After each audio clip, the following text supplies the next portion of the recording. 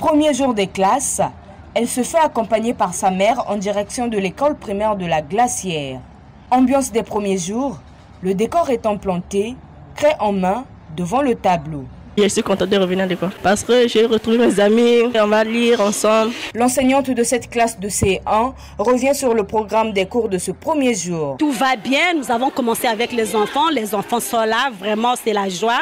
Ils sont là, nous avons chanté, commencé avec la révision des sons. Bon, aujourd'hui j'ai la grammaire à faire, j'ai la poésie, la lecture. 9 h, Jean-Luc Moutou est sur les lieux. Le ministre de l'enseignement préscolaire, primaire, secondaire et de l'alphabétisation vient justement s'assurer de l'effectivité de la rentrée scolaire 2021-2022, ce qui le conduira ensuite à l'école primaire Kintele-Fleuve, au lycée de Ngamakoso, au collège Aaneto et les Gaboka, au centre d'éducation préscolaire de Ngamakoso, à l'école de la Poste et enfin au CEG 8 mars. Sous la supervision de M. Anatole Coliné Makosso, Premier ministre chef du gouvernement, et sous la très haute autorité de M. Denis Sassou Nguesso, président de la République, chef de l'État, nous avons travaillé d'arrache-pied pour honorer nos engagements en termes de résultats et c'est ce qui justifie cette tournée de ce matin qui manifeste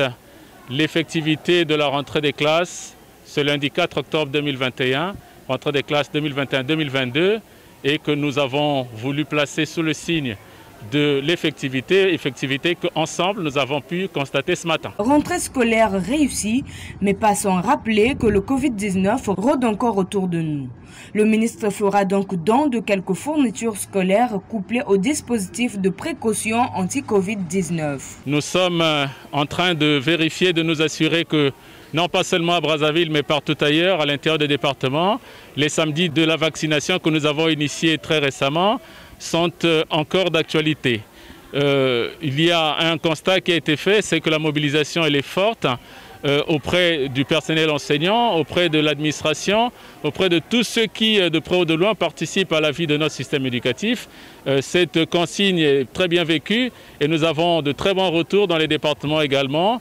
Et il n'y a pas de doute que la Covid-19 ne trouvera pas son passage dans notre système éducatif. Bien au contraire, nous y mettons toutes les barrières nécessaires de façon à pouvoir freiner l'avancée de cette pandémie dans notre pays. In fine, le traditionnel rappel du corps enseignant aux élèves encore à la maison, la réussite à l'école se prépare dès le premier jour de la rentrée scolaire.